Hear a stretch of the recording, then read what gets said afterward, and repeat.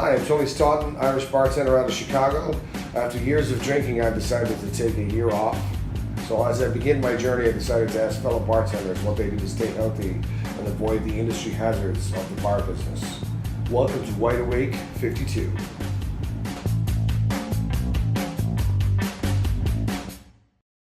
Melissa Guadalupe, welcome. Thank you for joining Wide Awake. Thank you. 52. Yeah. So tell me, what do you do to stay healthy? At the time, I think not much. Not much? What the hell does that mean?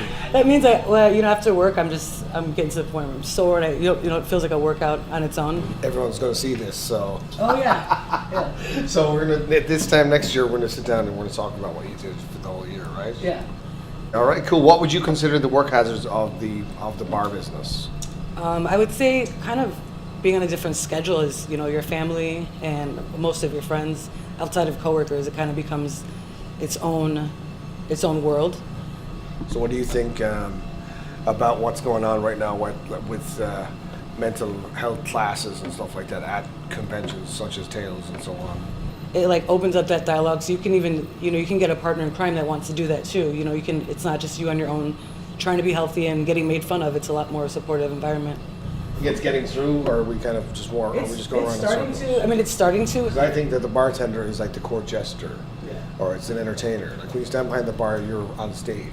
So I think that when we're trying to do mental health, it's like we're talking to them, and they're like, yeah, and then it just goes in one ear, out the other, and then 2 months later, you're reading about them that they passed away, and you're like, right. So what I'm trying to say is, like, how can we lift off all the layers? I feel that how we can get past that is to just keep pushing, because all of this mental health support and kind of opening that dialogue and talking about bad habits, whether it be drinking. Because I just think that there's some people are too proud to ask for help. I think so too, and it's just starting. I feel like it's only been a couple years where we started talking about it. So I think as long as that, when we get to a point where that's a normal discussion instead of a new concept of communicating with each other about that, I feel like that should help. What would you say to young Melissa? Not that you're not young now, but nice. When you were younger. Nice what I would say to my younger self is, when we're starting out. Well, don't overwork yourself. I think, whenever I first started, it was like if you weren't working a shift, then you didn't want your job. And I know the mentality has changed a lot over the years, but that's one main thing. So I wouldn't really even take a vacation.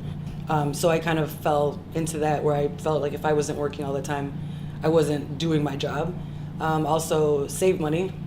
That's a huge one. I think especially starting out younger, you don't realize about needing insurance and kind of saving. You think you have all the time in the world. But yeah, definitely saving money and getting a routine. I have a day where I just unplug and I just sleep. I just, I make sure I rest up, and then I've made it a point to travel as much as possible, the last few years, which is, that's a huge difference from before. I wasn't even allowed to take days off to go anywhere.